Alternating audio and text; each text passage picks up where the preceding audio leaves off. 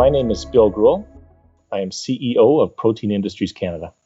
What is the current state of Canada's agri-food industry? What are some of its, again, general strengths and weaknesses? How are those trending? The overall strength of Canada's agri-food sector is doing quite well. And like you say, COVID has thrown a bit of a wrench into the sector, but I think we have to look at it maybe on a value chain perspective, from primary production through to ingredient processing, food retail, and the food service industry, because all have been affected a little bit differently by COVID.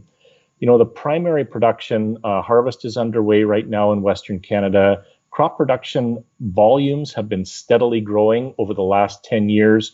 Canada is recognized as a reliable supplier and an environmentally sustainable supplier of commodities. That sector of the value chain is very strong. The ingredient processing sector is also very strong and growing. Canada is being recognized as a supplier of high quality food ingredients. And we need significant investment and growth in this sector to satisfy the growing global demand for plant-based proteins and other products. But again, sector is quite strong. Food processing and food retail has done okay throughout the COVID situation. People certainly still need to eat, and we've had an uptick in food retail. I think the food service industry is certainly the part of the value chain that's been hit the hardest. So overall, Canada's agri-food sector is the largest employer in Canada, the second largest contributor to GDP, and overall, the sector is doing quite well. To get to some of the strengths that you've asked about, I would really think it lies in, we've got a large production base. We are one of 5 jurisdictions globally that's a net exporter of food in Canada. Very strong primary production, very innovative farmers, a really strong research infrastructure that spans everything from plant breeding and production agriculture through to processing and food R&D. A very large land base. We've got a great climate for agriculture production. We've got a great international reputation and a crop mix that's under demand for most places globally.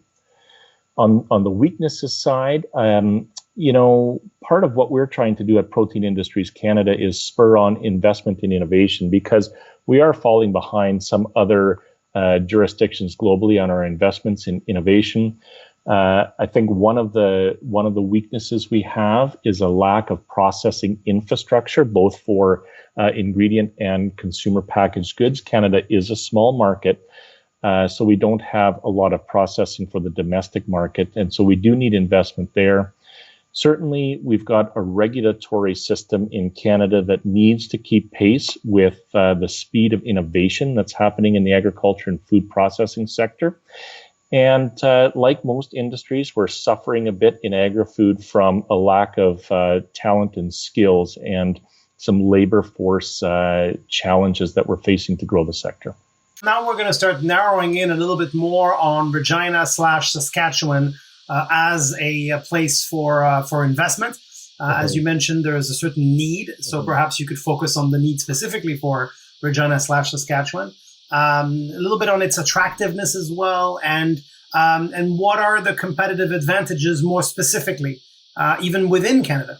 As you start to drill down and think about, Canada writ large in terms of our global reputation and how we're perceived, that really comes down to individual locations within Western Canada. So Saskatchewan, the competitive advantage that we enjoy here, and maybe even in the Regina, southern Saskatchewan area, certainly a very good production base, large amounts of agricultural commodities available for processing. We've got a growing processing sector happening in southern Saskatchewan, with investments made on canola crush facilities by ADM and by Cargill and Richardson International as primary processors of canola. We've got certainly a large anchor firm based out of Regina that many have maybe heard of. It's AGT Food and Ingredients, led by Murad Al-Khatib, who is an exporter of high-quality ingredients around the world. So when you start to get that level of investment from large companies and startup companies, you start to get an ecosystem built around that. And so when you put together not only the R&D capability that we have in Saskatchewan, together with the production base and innovative producers and some large anchor firms that are really doing some excellent primary processing for Saskatchewan-based commodities, you really have, pardon the pun, all of the ingredients in place to make this a food processing hub. Why is innovation particularly important in Canada's agriculture sector, and why was plant-based protein chosen as the priority focus of the supercluster? I think if you take a step back, why innovation is so important to grow this sector. Canada has a bit of an issue in terms of the amount that we are investing in science and innovation. And if you look at the statistics of Canada's investment in science and innovation, not just in the agri-food sector, but across all sectors of the economy, what you see is we're not investing as much as other OECD nations are in terms of science and innovation across private sector industry, academia, and the federal government. And in fact, Canada probably needs to double its investment in science and innovation just to keep pace with the OECD average. So innovation is really critical, not just for the agri-food sector, but all sectors of the economy to keep pace with the rest of the world. And so that really spurred on the creation of the Innovation Supercluster Initiative. And so at Protein Industries Canada, we're investing $300 million to grow the value-added processing sector. And we're investing directly with for-profit private sector companies because that's the segment of the economy that grows GDP, creates jobs, and creates wealth for Canadians. So our vision at Protein Industries Canada is that Canada is a global leader in plant protein. We're working to transition the agriculture economy from a commodity provider to an ingredient supplier. And I think why plant protein was chosen as one of Canada's 5 innovation superclusters is really to capitalize on the growing global demand driven by a number of trends. So what we see today is a growing population globally, a requirement for increased food consumption just driven by numbers out to 2050. But inside of that, we're also seeing a large increase to the middle class. And when the middle class increases their disposable income, generally a portion of that goes to food products and it lands with increased protein consumption. I think we're also seeing changing eating habits. Convenience of plant-based products lends itself to this market, especially in North America and Western Europe, where people are eating differently. Millennials are eating very differently and wanting convenience and health in their food. I think we're seeing a lot of consumers think about environmental consciousness of the food products that they're choosing, maybe trying to increase the amount of plant-based products in their diet for animal welfare issues, for environmental issues, and health conscious issues. And so, when you take a look at the totality of those trends, it really does lend itself to a growth in the plant protein sector globally, and Canada is very well positioned to meet that. So I understand, of course, the supercluster is first and foremost a cluster, and so essentially a hub. So who are some of the other ecosystem players that PIC works with? Yeah, so when I think about who it is we're working with, we think about it in terms of segments of the innovation economy. And so that's really the corporate, it's government, it's academia, it's the entrepreneurial community, and the capital community. So on the corporate side, that would be, some of our member companies. I had mentioned before AGT Food and Ingredients, Roquette, a large processor, some startup companies that are trying to break into the market. So we're developing research, science, and innovation projects directly with them and working on a number of issues with our corporate clients around capacity building, improving their understanding of intellectual property processes and data management. So the corporate community for us is our core because, again, I say they're the ones that create jobs and grow GDP. On the government side, they're really critical to the growth of the innovation ecosystem in plant protein. And so we work directly with innovation, science, and economic development at the federal level. They provide the core funding for Protein Industries Canada. But we also have great working relationships with Agriculture and Agri-Food Canada and the National Research Council on driving forward our science agenda. We're also working with Global Affairs Canada because at the end of the day, this is largely an export play for us in Western Canada. Small population and large land base, we need to be plugged into international markets, and so Global Affairs is really helping us with that.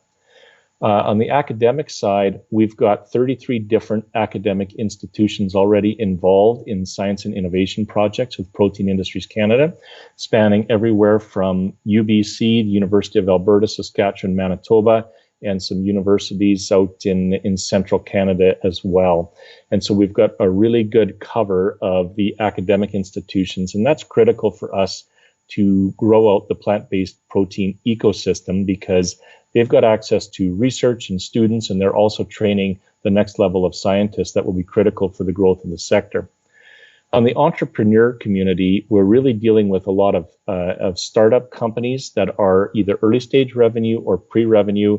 And a lot of them, what I find interesting about this on the digital and ag tech side, are leveraging knowledge and technologies that may have been used in other sectors and applying that to agriculture.